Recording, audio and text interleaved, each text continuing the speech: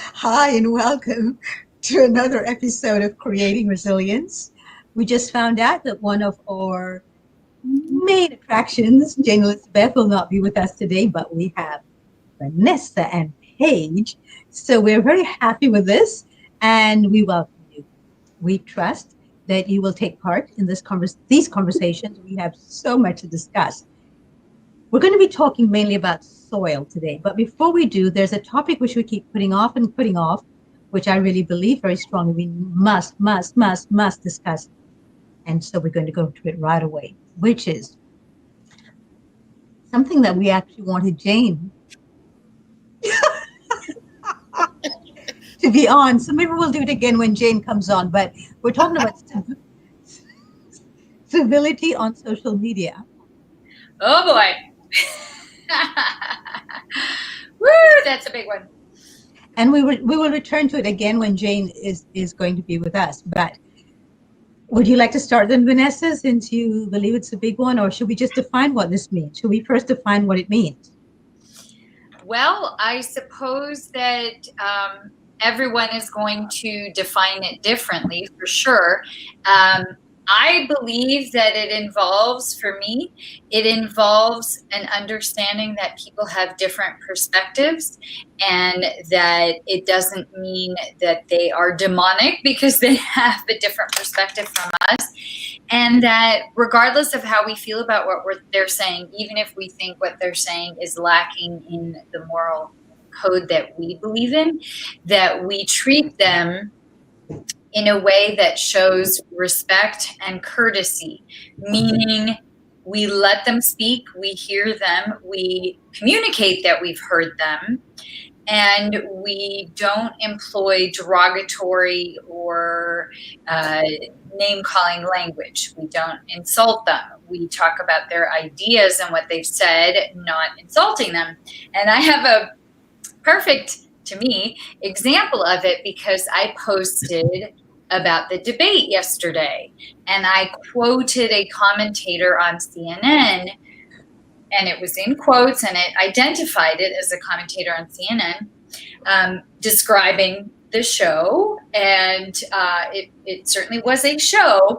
And I commented about what Trump had shown during the debate. And without getting into that, I will just say that I was using Trump's words about what he said when asked about climate change or the white supremacist groups and whether he would be willing to tell them to stand down.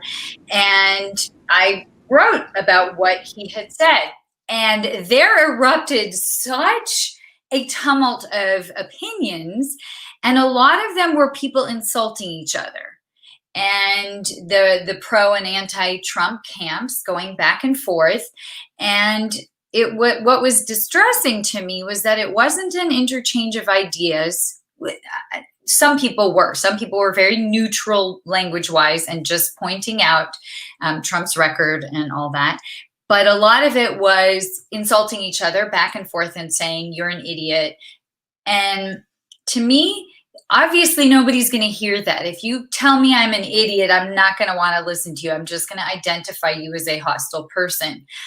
So I don't think that furthers any kind of debate or exchange of ideas. I think it inhibits any kind of understanding of each other's viewpoints, any sort of understanding of other perspectives, and it just engages the emotional reactivity. I know for myself, I've changed my opinion on things when people have given me information that seemed plausible, or that I fact checked, or that had convincing arguments. And so I'm willing to listen, but if they come at me insulting me, I'm just going to say, I'm going to disengage from this conversation.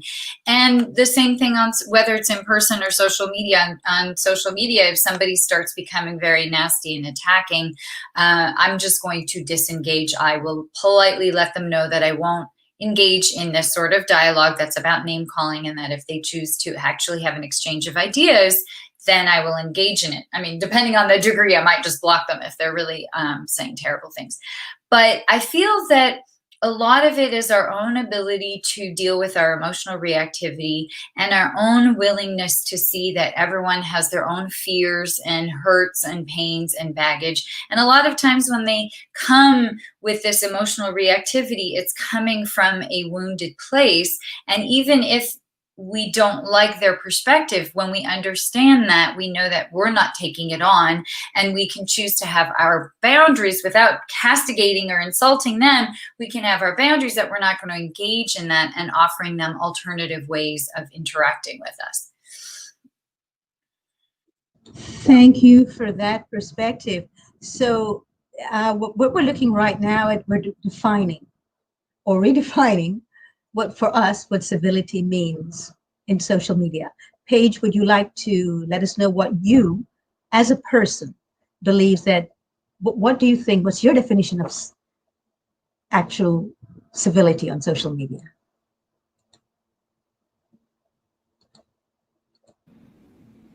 Thank you. Yes. Well, first of all, I just want to say I do spend a lot of time on social media for my work. So I work with Jane Velez Mitchell's Jane Unchained News Network. I also support a couple of other companies and groups in the animal rights space when it comes to social media. So what I want to say is that I do spend a lot of time there. And I think one of the first things is to take breaks. And that means to literally set up times that you're willing to, almost like office hours.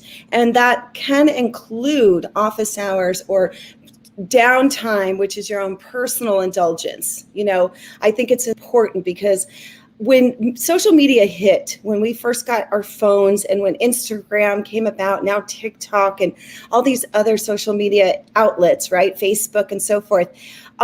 My children were pretty young, and I watched them grow up inside of, social media, the influence.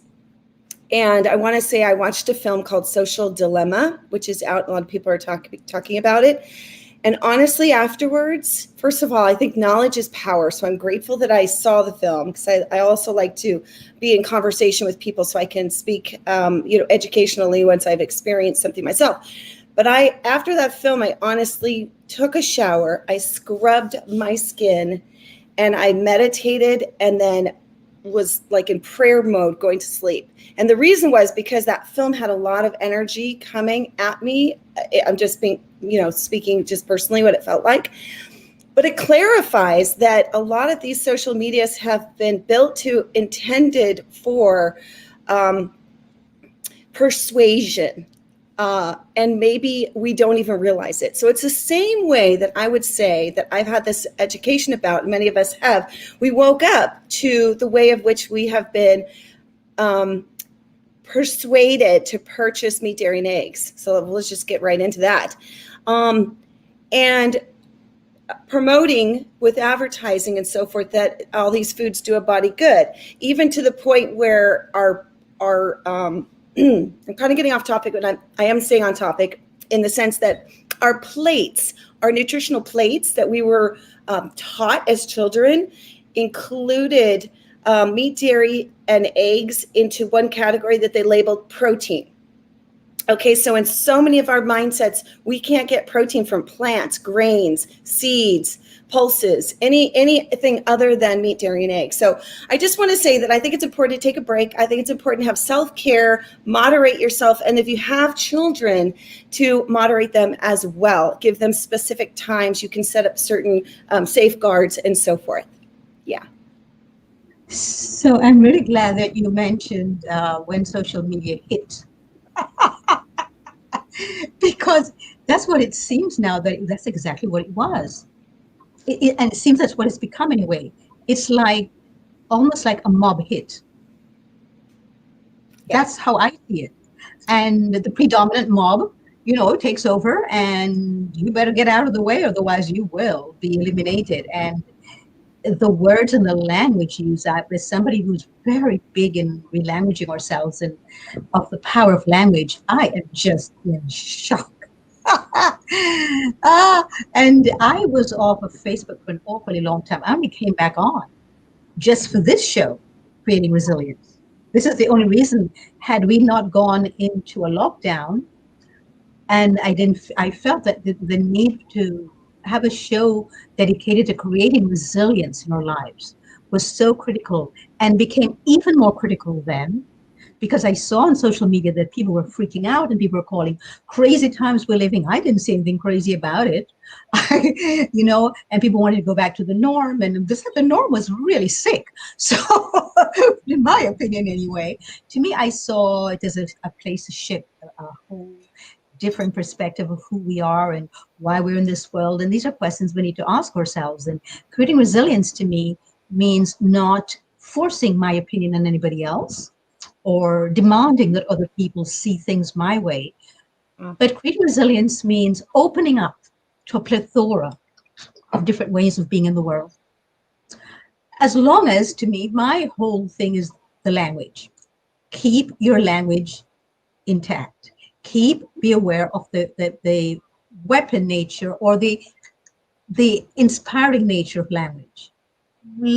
Nature can either really and truly wipe us out, or it can uplift us and make us feel more alive.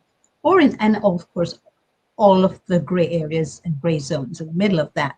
So this is why I think this is a very important topic for us to be discussing. And I'm wondering, Vanessa, or the audience, if anybody is responding to any of their own definitions yet of what civility on social media means. Oh, yes, we actually have a lot of comments from viewers. Johnny wants us to make him resilient. We're doing our best here. Just because you're all beautiful and attractive does not make you right, but we are right in addition. Just kidding. Okay, so George McQuaid greets us all and says he's pretty much over social media as well. It's marketing, stealing data, and by and large encourages more of the persona versus understanding our true selves. What I would like to say about that is I really feel that I want to address two things: language and what George is saying, kind of tailing in on what Dory was saying. The first is about language, that for me, it's really about not name calling and the civility of it, but there's so many other insidious ways that language can be very destructive and people feel so invincible. It's kind of like guns. Yes, of course, people are the ones who shoot people, not guns, but the gun gives you this sense of power that you might not have otherwise. Same thing with social media. My keyboard is my gun. It gives me this sense of power that I might not have otherwise if I'm face to face with somebody, because I have the anonymity. I'm sheltered here. I can turn it on or off as I want to, assuming there's no addiction, and which I know there is for a lot of people.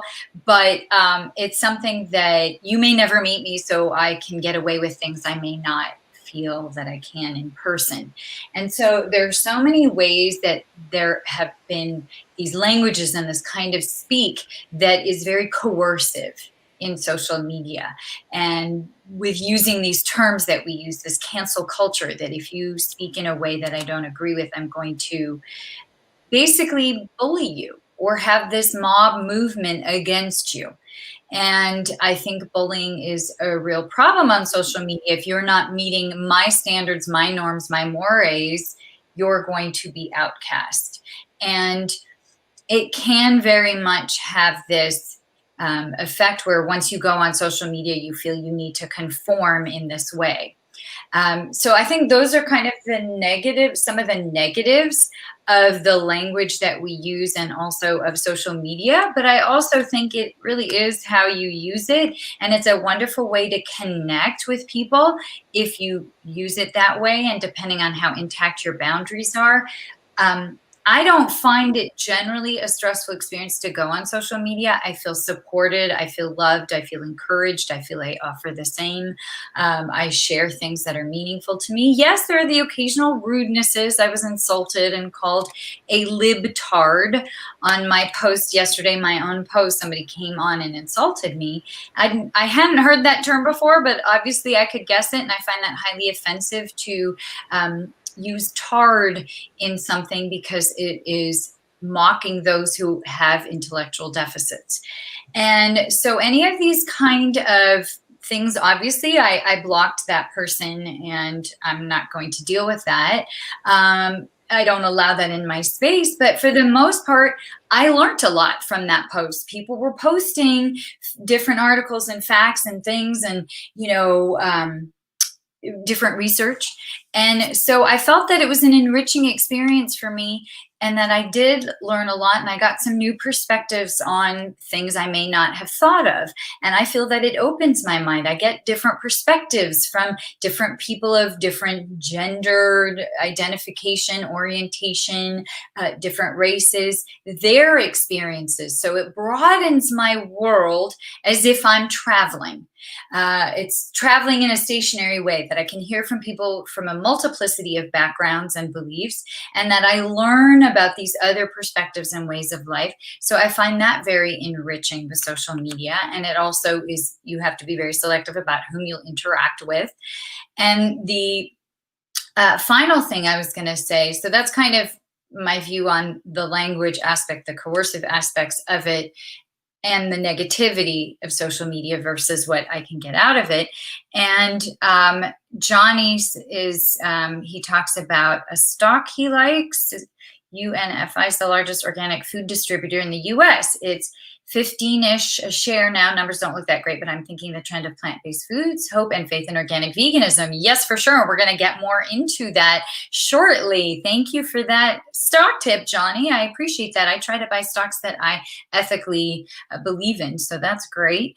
And George says, so true, likely to end up in interaction like that dumpster fire last night. So sad. Yes, indeed. We had a fire not far from us in our area. So those are some of the perspectives that I saw here. And I just think it's how you use it, the boundaries that you have, and if you're wanting the positives. Of course, whenever you're open to the world, you're going to have positive and negative, and you have to just have that good self-care for the negative not to overwhelm you in taking in the information. Oh, George is meaning the dumpster fire. He's meaning the debate. Yes, indeed. That was kind of a dumpster fire. And that the debate really demonstrated that when somebody is uncivil, not respecting rules, and talking over somebody else, you can't have an interchange of ideas. You cannot have a truly openness to the other's perspective, where you can consider their viewpoints and have them affect you in any kind of way, or respond to them in any kind of intelligent and coherent manner. Thank you. So yeah, this is why we have this show, to show actually, and to give people a space where they know that they can actually express themselves without being bullied for it, without being called names, demonized, and just showing that in order to create resilience in our lives, we've got to stay more open to all the different ways in which humanity shows up into the world. If we all showed up on the same level, in the same way, we would all be terribly, terribly bored and want out immediately. And not only that, it would not stimulate us to grow. I think that life is only about growing, about constantly pushing ourselves to grow and grow and grow more. So maybe instead of putting down social media, Paige, we will, you've got to see Paige, everyone. So instead of pushing down social media, we would actually use it. The lack of humanity on there, the lack of any kind of reverence for life, for anybody's life, no matter what they're suffering or celebrating at the moment, is to have a safe space for everyone just to be themselves without criticizing them, without putting them down. It's interesting because if just one person view is not like everybody else's, they all get attacked. And this thing of attacking people, for me, is quite shocking. So maybe we need to address, why do we feel a need to attack people?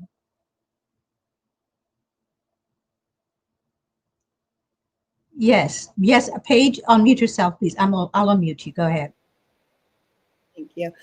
The reason I put on my mask was, one thing I wanted to say is, we are always advertising something.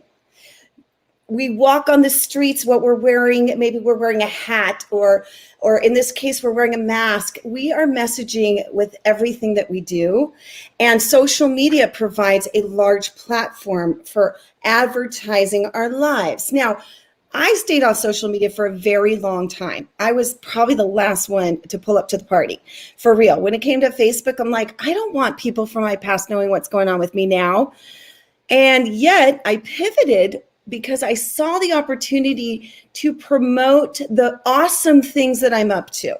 So it's interesting because I know what we talked about, or Vanessa, you were bringing up many different points here to dive into. And I want to circle back to your question, Dorit, but I did want to say that I think for some people, if it stresses you out, stay off. If you think that everybody's going to agree with you, it's not for you. If you feel that it's too personal when someone attacks, you might want to look at that as an opportunity to grow, because honestly, everybody's on fire right now with their opinions. There's a lot of uproarious, emotions about what's happening on our planet, and I think that there isn't anyone who is saying, let's be compassionate, respectful, kind, human beings to one another. That is not. Oh, yes, I am. Oh, wait a minute. I know. I apologize. On a 9 billion person planet reach, or even 5 million, right? Like we may be reaching. Okay. Let me just say this though. I completely agree with you, because actually I'm going to actually cancel out what I just said, because people were texting me last night. I was seeing things that are coming up from the debates. I chose to watch a film called My Octopus Teacher, because I could already sense the energy when the TV was turned on downstairs. And I thought, do I want to put myself in this? I might be seen as someone who's being naive, but I thought I'll get the feedback the next day. I'll get the scoop. I knew for me, mental health, wellness, and peace is more important. So what I was putting out last night, and I'm encouraging others, is putting out positive shift, law of attraction mindset, positive shift. We're creating a positive shift on the planet, in our policies, in the soil, to put out positive shifts on our planet. And I'm encouraging those of you that get what I'm talking about to shift the mindset, to focus our intention on positive shift. And that's my mantra. I'm going forward. So I put it out to, I don't know, a lot of people today on my social media. I have 5,000 on Facebook, and then I sent out a bunch, probably 100 personal texts. Positive shift. And let's use our social media for positive shift on the planet. How about that? So when someone comes at me with a negative comment, positive shift. I'm going to put out there, I got you. I'm not going to engage in that. Today, I deleted an entire chain because they said, and they're not watching this, they honestly said, I said, eat more plants. They wrote, I'm ordering steak to me. And I'm like, okay, I'm done with that group. I don't need to be involved in that group. That was really toxic to come at me, knowing where I come from, to say I'm going to order steak. Okay. Ooh, I just caught myself. Because it's not personal. It doesn't need to be personal. Yes, we all do that. Yes, it's on some level and some degree. And I agree with you that is then a catalyst for us to grow, and we disempower ourselves every time we take something personally, and to take our power and use that as exercises to grow. I think it's because we forget who we are, and maybe we need to ask ourselves, who are we? It's interesting because I teach with Deepak Chopra, and one of the things that he constantly, if there's one thing that he really jammed in our heads, it's never go into meditation without asking, who am I? Never start the day without asking, who am I? And the more I do that, is the more I realize that I don't even exist. I do not exist. It's sometimes, it used to be quite frightening to me, and now it's actually very freeing. So I no longer take things personally for that reason. If I don't exist, and this is all an illusion anyway, what am I getting all upset about? It's just an illusion, and I'll wake up from it one day and laugh at myself for having taken it too seriously. So this is why I do the show, because I really want people to start shifting we need a huge paradigm shift, but we need it on a massive level. And we starting here with this roundtable discussions and the people who join us here as an audience, and we include them. And we hope for this to grow and grow until eventually there are more of us, so we have a critical mass, than there are of the others. And eventually we will pull them in and invite them in, and they too can understand what it feels like to have at the core of their being an attitude of such gratitude just to be them, and the kindness to themselves that they would never think of uttering an unkind word about themselves to somebody else. It's interesting because yesterday somebody came to me and was talking to me about something very similar. And then at the end, after listening, they said, "Oh, I just realized something, that when somebody comes at me with a declaration like that, hits me with an attack like that, it's really a declaration about how they feel about themselves. It has nothing to do with you.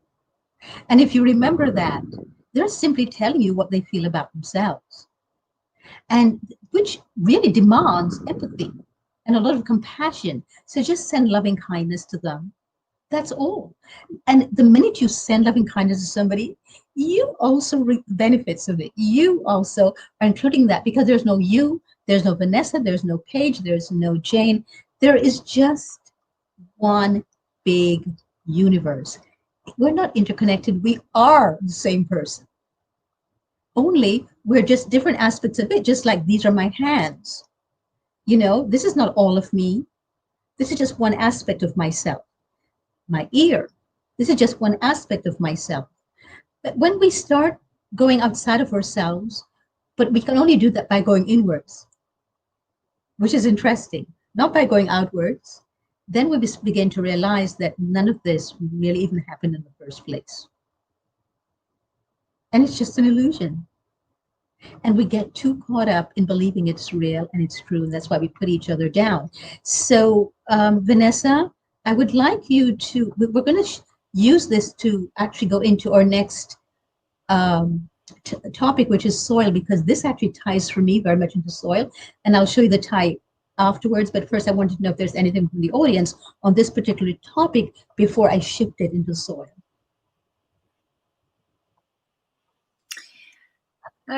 Johnny Martinez says vegan references on our tombstones is one of my latest ideas. I kind of like that. I believe in cremation, so I don't take up room from the living. But I love that idea of having, veganism everywhere. Put it on your trash dumpster, put it on your car, put it everywhere. Message your love for all beings in every way you can. George McQuaid says everything stresses me out. Well, I think we're in a culture and at a time right now where we're told that you need to be stressed out. The world is falling apart. We have fires and the pandemic and this political system, and I think that's the messaging, because when you keep people stressed out and in fear, they can't connect to their own power. They can't connect to that universal energy that Dorit was talking about, that when we don't put other people down and we're sending out loving kindness to others, we see that we are all connected. Some of us may have happier and unhappier ways of trying to connect or dealing with the issues that we have, or more or less functional coping skills, but we're all connected. There is a connection and oneness between all of us. And I think that when we're focusing on our differences and seeing other people as dangerous and toxic, that's when the stress level increases so much. But when we all are talking about sending out that loving kindness and always thinking that, and that even if somebody is being angry or hateful to us, we're seeing their pain rather than feeling attacked, because we're able to see that there's a negative energy that this person has that doesn't have to do with us. It really is about them, and that we're connected, but they can't see that. So they're resisting. And so the more that we're able to see that, the more we're unaffected by other people's anger, and we can just have compassion for how much they're suffering if they're speaking that way. And then George says, teaming with microbes is one of my favorites about soil life. And yes, I'd love to be able to talk about all those mycelium networks that we have in the soil that communicate so beautifully. with each other. And George says it was more tongue in cheek than anything. That's one of the issues with comments. We don't always know when things are tongue in cheek, but I appreciate that, George. And I'm excited to talk about soil and regenerative agriculture and microbiomes and, or microbes rather, microbiomes in the gut are great too, and mycelium networks. So thank you. So the connection that I see is it totally connects to what we're speaking about, is that I personally, and I would like each of you to, and the audience as well, of course, to give me your opinion of who do you think we are? What do you see us as? Me, I see us simply as an energy ball of dust.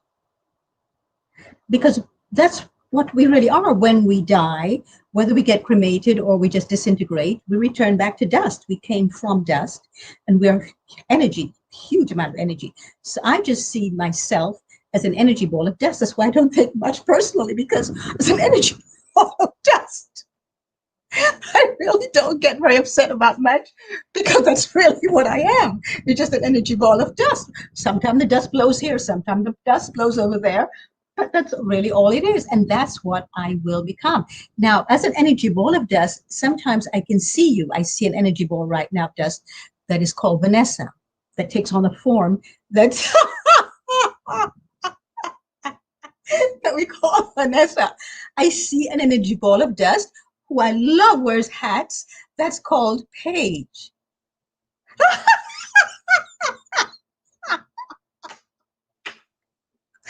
But it's still an energy ball of dust, because one day this form will disintegrate and there you go back to dust again. And sometimes I see the energy ball and I say, oh, there's Paige. Oh, there's Vanessa. But one day I won't. Where did Paige go? Where did Vanessa go? Oh, there's dust again. The dust is an invisible form now. While all I see is the dust, I don't see the rest of the form that was there before around the dust. And because this is what I truly believe in life, from dust we came, into dust we go. That means the soil. The soil is where we need to be putting all of our attention. Instead of getting all upset and crazy about so many things, it's the soil where we get all of life, the life forms, including ourselves. All life forms come from soil. So that is why the microbiome is not just within us, because the microbiome, we can actually lessen it or increase it by the HSOs in the soil, and by making sure the soil does have homeostatic organism there, so that we can go back to a place of homeostasis in our lives. So because this was Paige's topic that she wanted to discuss, although I had this topic long ago, but we never did, I would love, that's why I got so excited, Paige, when you mentioned it. And while we discuss it, and I know you have a film, Josh and Rebecca's film to discuss, I would like us not to forget the film Gather, that also just came out from a Native American perspective. So Paige, take it away, please. Terrific. What was the name of the movie that you just mentioned? The other one? Gather, Gather. Strong. Okay, I need to watch that.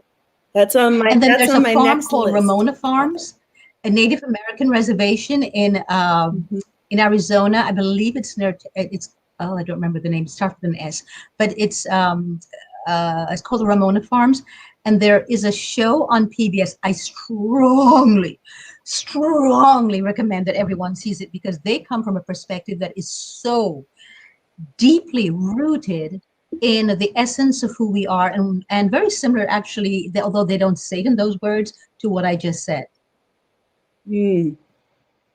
Yes. Okay. Terrific. There's also a film called Need to Grow, and that's a fabulous film as well. It's out now. If you go to the Need to Grow website, that you can just click on the screening of the film. So yes, it has been on my mind now for quite a while.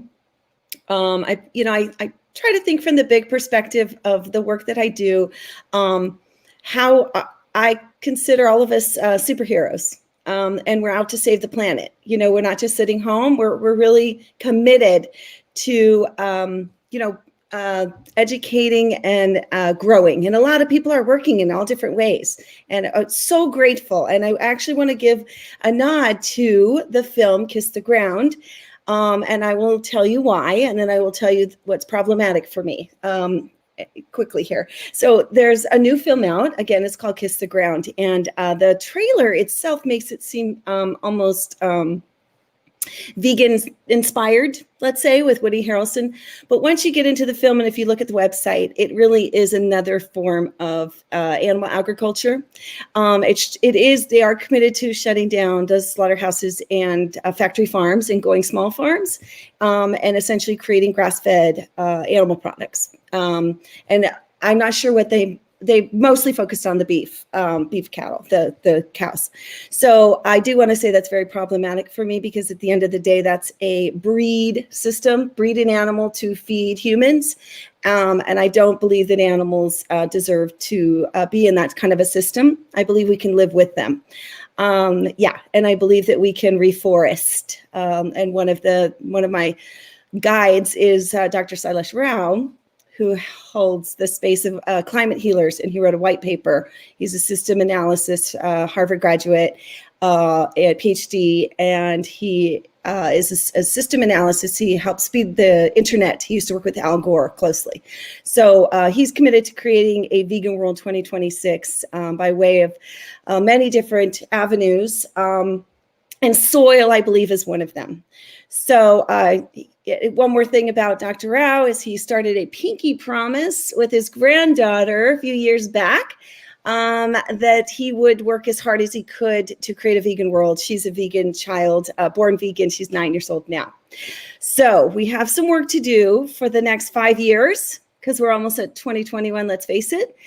And what I want to say is that one thing, my big takeaway is that, yes, we need to regenerate the soil. The facts that they put into the film, the research that they have done is that our soil is not nutrient dense in any stretch of the imagination. We have farming that started back after the turn of the century.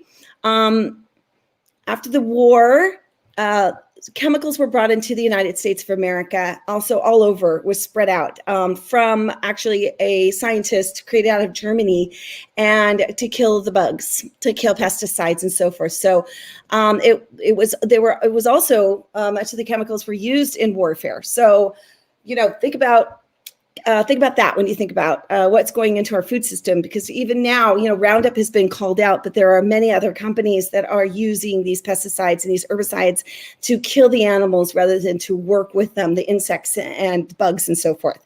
So having said that, I will say, I think it's very, very essential. I think it's important to watch that film because I do believe that we are on the same page of saving the planet. I want to give you both a chance to speak. Have either of you seen the film? I'm just curious, not just wondering if you have. Dorit? I saw the preview. Josh sent me the preview. Actually sent me the link, but I haven't watched it yet. But I watched. Okay, how about you, Vanessa? I knew about the film while being filming, because he was sending out a lot of information as they were filming it. Yes. Vanessa, have you seen it? Okay. No, I have not seen it so yet. I just after your review that you told me last week, I was like, here's why, I'm not sure I want to see something that supports animal agriculture in any form. Here's why I think it's an important film, because why I think it's an important film, and just stay with me, anybody. I've had a couple individual conversations, but after you see, we can discuss this further. But here's what I think. So I did some research. A Well-Fed World, the website, A Well-Fed World, has done an amazing job of collecting data and collecting information about how we're going to feed the entire planet at 9 billion people with a veganic, organic farming system, agriculture. So it can be done. So the film talks about keep the poop in the loop, using the animals that's needed in order to sequester carbon, keep the poop in the loop, the animal poop in the loop, put it into the soil, and then grow the fruits and vegetables, and then grow the cattle so that they're, the best on the market kind of idea. So, and how important it is to go with the small farms. And there's a lot of info here. Here's what I want to say, though. I had this thought. If you know who Rowdy Girl Renee is, okay, she started a sanctuary called Rowdy Girl Sanctuary. They're getting ready to do the Ranchers Advocacy Program Summit, by the way. And that's transitioning ranchers from their dairy farms or their cattle ranching, animal agriculture, any kind of animal agriculture business, right? Okay, so I had a thought. If these farmers, so one of the things that they talk about in this film that was so eye-opening is, first of all, did you know 95% or more of farmers on the American soil right now this film does hit across the entire world, but let me just say this, I'm going to say it, white, Anglo-Saxon Americans that own these farms. Okay, so that's number one. I just want to point that out. Number two, very stuck in their ways and not willing to change. So what they talk about, and I want to say, I give a total kudos to this. This is huge because I like to focus on the positive, is that they meet with the farmers and they're begging them to make a change and drop the chemicals, okay? Which we need. We need that to happen, okay? These farmers, and they interview the farmers in the film, you can see it. They're like, why would I change? Because the government is giving me money to do it the way I'm doing it. Okay, so that's not a surprise to me, but I think a lot of people out there may not know this. The government subsidizes the whole meat, dairy, and egg operations out there. And also the pesticide industry. Yes, and the farmers are essentially saying, why would I change? Because I need to pay my mortgage, put my kids through college, and do what I need to do, and I'm guaranteed a paycheck whether I deliver or not. And we saw that now in the pandemic, that these animals that were being bred to become food had to be culled, and the farmers had to do it because they couldn't ship them, right? So essentially what happened was these farmers, and I feel for the farmers, a lot of them went into this to not get into a full mass business perspective. Yes, okay, I'm getting off on a tangent, so they had to do the job themselves. And I think if they have to do the job themselves, if they can't send these animals off, they may have a Rowdy Girl moment themselves. Renee King Sonnen and her husband was a cattle rancher. Okay. And she had a cow named Rowdy, and she looked in that cow's eyes and she made connections. She was starting to make spiritual connections with all these cows. And she looked at Rowdy in the eyes and she said, I'm not going to send you off. I'm not going to send you in a truck that then goes to the feedlot, then goes to the slaughterhouse, and then you become animal product. Not going to do it. So she told her husband, Tommy, not going to do it. And that's what started things. And now she's committed to transitioning and helping other farmers transition out of an animal agricultural scenario and business. So here's what I got to say. Let's get these farmers in the tent, which is drop the pesticides and the herbicides and so forth. Have them have sense and the soul, bring back the soul of farming so that they get that what you're spraying is affecting all the neighborhoods near you, affecting people, children who are eating those pesticide foods, people who can't afford organic. Like, where's the soul of people these days? They think it's okay to do that, to poison us. It's upsetting. I'm mad. Okay. Dorit, Vanessa, let's hear from you. And I'm glad you are, because there are not enough people who are. And that is one of the things that I really like the most about you, Paige, is that you think beyond what you're told to think or how you're told to think. The reason, and I was just typing this into Vanessa, was the reason why I really like the film Gather and the other one about the farm, the Ramona Farm, and all films by Native Americans, is because they totally get and totally understand that there is not a disconnection between politics, economics, social issues, and the way we treat the land and that the soil is the critical aspect of our lives. The soil is a metaphor for how we treat each other and why it is that we're killing ourselves. And one of the first things when the settlers came and they couldn't kill off the Native Americans, one of the first things they did was they took away the buffalo, and those who lived on agricultural lands, and their prime livelihood was actually produce. That's what the tribes mainly ate. They immediately made sure to remove them off the land to an arid land where they could not grow produce anymore. And those whose life was centered around the buffalo, they killed off all the buffaloes because they know if you disconnect people from the land, you've got them. That's how you kill them off. Yeah. Yeah. And we're going to be heading into a water situation very soon.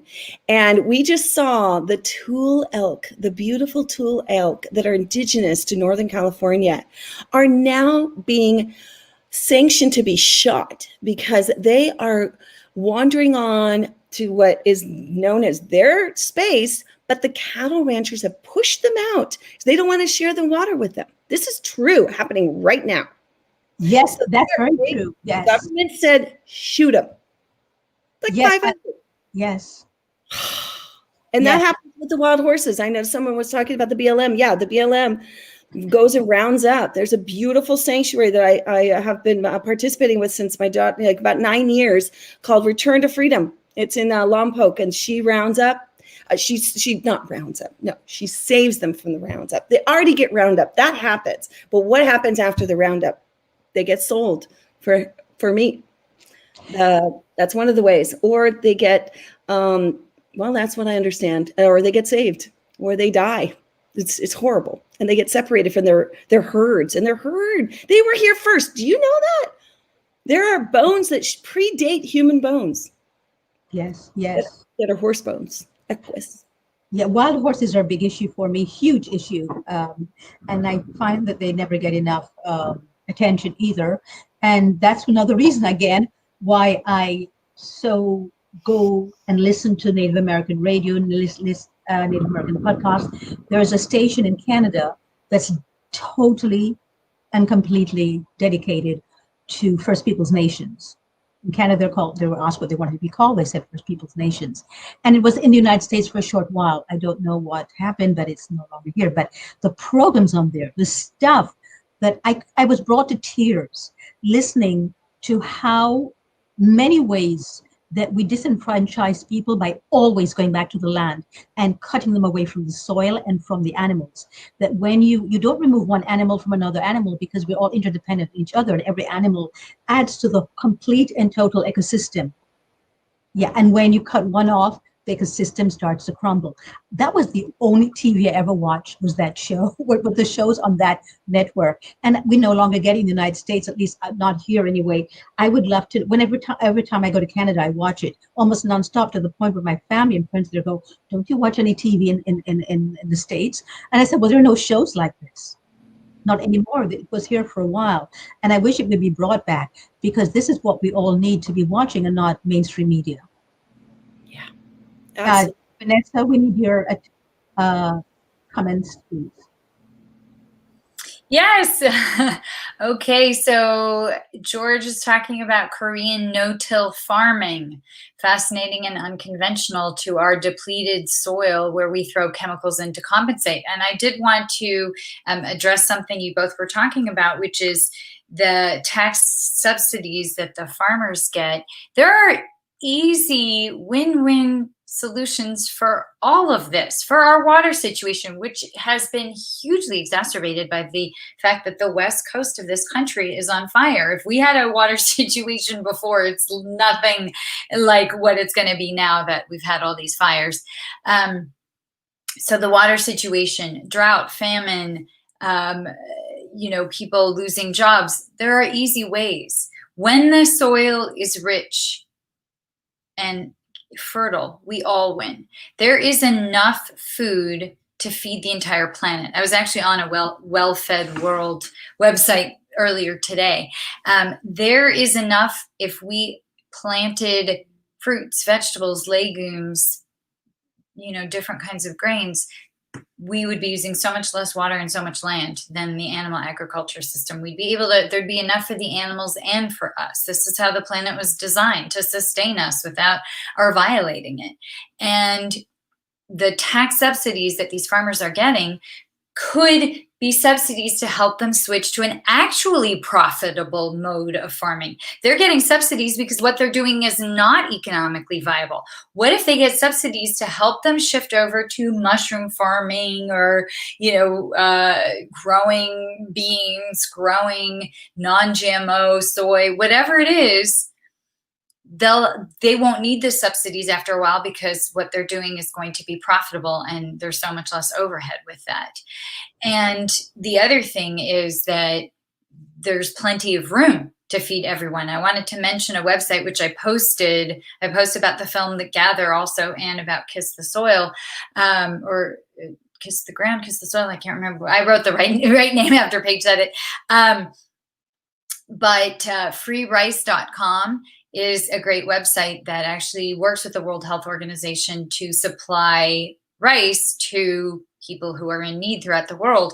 And basically, it's a fun way to do that. You go on there and pick various topics, vocabulary, art, literature, math, and you do a question. And if you get it right, you've donated 10 grains of rice, and then you get a harder one, and a harder and a harder, and you keep donating. So it's a wonderful, fun way to do that. So I also wanted to mention, in line with George's talking about Korean no-till farming, we were at an Ayurvedic plantation in Kauai that does the chop and drop. They don't want any foreign soil amendments or anything else from anywhere. They just chop down whatever is there that needs trimming or pruning or whatever. They just let it fall there because that is native to that soil to enrich it.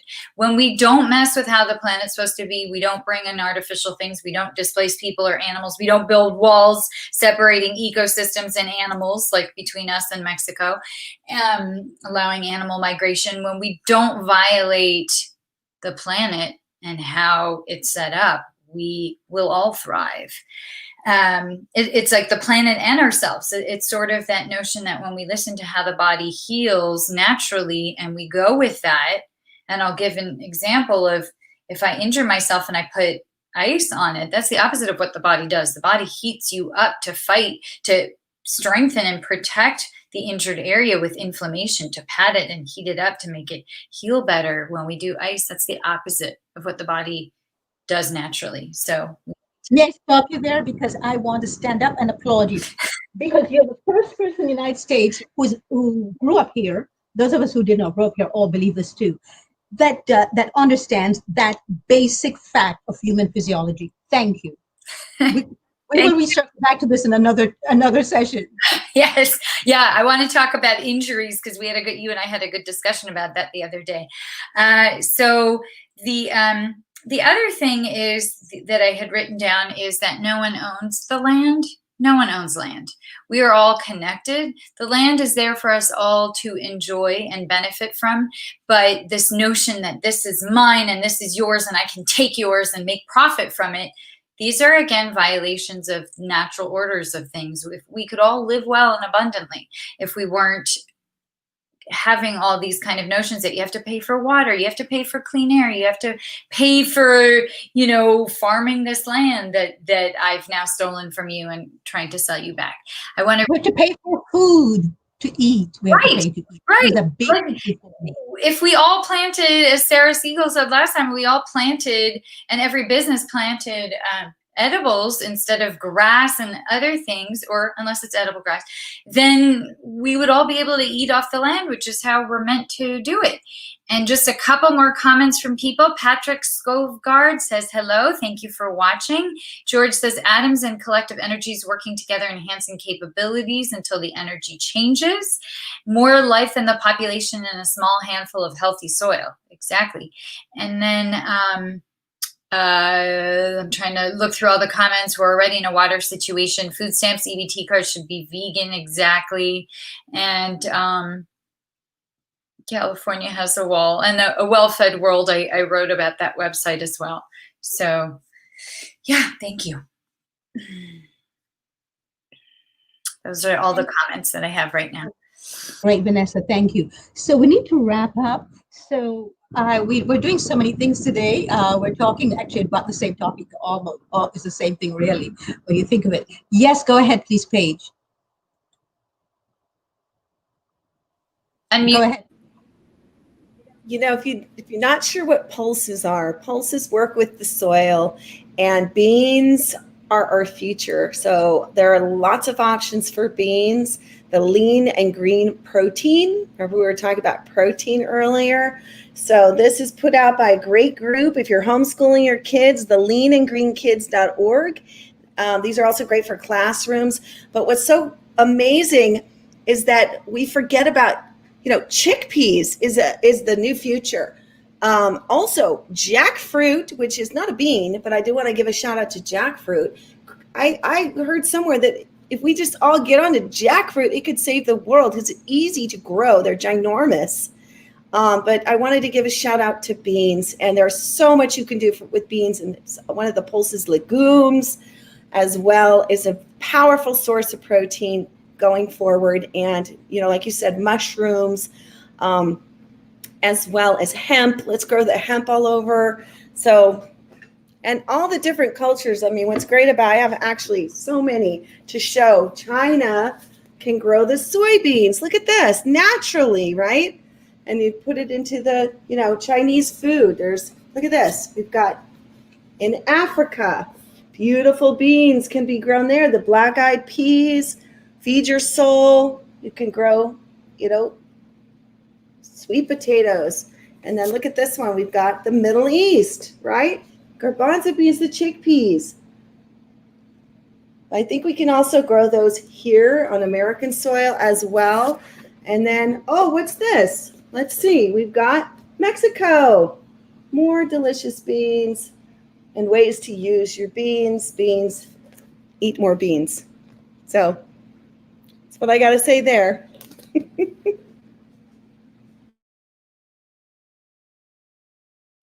Unmute yourself, Dory. Thank you. So, Paige, you said chickpeas are our future, but actually it's more than our future. It's been the staple in the Middle East. I grew up on chickpeas. I didn't realize there was a chickpea-less world. It was quite a revelation to me when I said garbanzo beans, people didn't understand what that was. So, Vanessa, to sum up, please.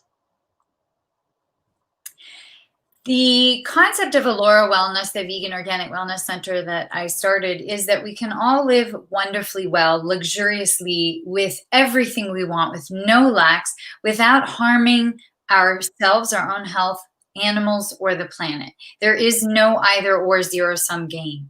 If we live the way the planet intends, we can live luxuriously with mangoes and figs. What's more luxurious than that? And chickpeas and you say chickpea, I say garbanzo bean. Throughout, there's so much beauty and abundance, and nature is the best museum and has the best furniture and art and tapestries just out there. There is no need for loss to live well, and we can transition things. We have the innovation and the technology to grow all organic fibers, all organic foods, and transition all the animal agriculture into plant-based ways. We'd enrich the soil, make it much more full of the microbes that keep it alive and vital and full of nutrients, and be able to feed the world and sequester the carbon, as Dr. Rao talks about, and start easing back from the incredible water shortage that we're facing right now. It's so easy, it's possible, and nobody will miss anything at all. And in fact, we'll all be able to thrive much more richly and effectively, and be able to focus on art and music and literature, and we can all pole dance all day long. Yes, with pole dancing, a lot of pole dancing, much more pole dancing is necessary. Paige, thank you for those books. After the show, would you please, if you don't mind, when you have some time, go online and just put the books up there, and so that people will know, because not everybody's watching right now, and I know that later on people want to know the title or whatever. Thanks for those. And more water to drink, everybody. Drink more water. Those of you that are watching, continue to hydrate. That's a way. Take a break from your social media and hydrate. So, because I'm just a ball of energy and a ball of dust blowing through here temporarily, I would like to make sure that each and every person who is watching this and listening to this ask themselves really, why am I here? I think you're going to be surprised if you ask yourself every morning you wake up, why am I here? Who am I? And why am I here? Your whole different perception of yourself will eventually change. It might not happen overnight. For some of you, it might happen overnight. But just to ask yourselves, who am I and why am I here? And when you see yourselves as just that dust, from dust you came, to dust you will return, and this is just a temporary form. It's like Vanessa was talking about before, we don't own anything. That's why I rent. I don't own a home because I don't believe in ownership. Because this little ball of dust, this little ball of energy is going to leave very shortly. I mean, we made up the whole concept of time.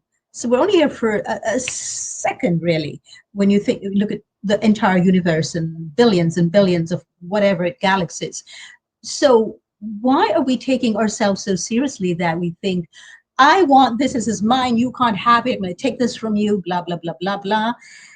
And if we realize we're just soil, then maybe we'll start having a reverence for soil and making sure that the soil is as clean and as fertile as possible.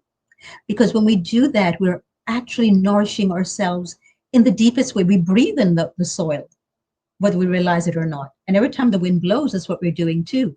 Our microbiome depends on the soil. The food we put in our mouth depends on the soil. The water depends on the soil. In the Elegantly Raw show that I did, we're showing that with moringa, that if you actually place it with some sand, it will actually filter the water. So we need sand. We need soil for everything. Sand filters the water. So it's we need to remember who we are. It's because we've lost the knowledge and the remembrance of who we are, why we're this way. So everyone in social media, please ask yourself every morning, who am I and why am I here? And remember, we don't own this at all. Where you will not grieve when somebody returns to dust as deeply, because you realize that you are the same thing. And I think the reason why we grieve so much is the realization hits us that too will happen with us someday. Thank you all, everyone, for joining in. Please continue the conversation here. Thank you, Paige. Thank you, Vanessa. Thank you, those who have tuned in.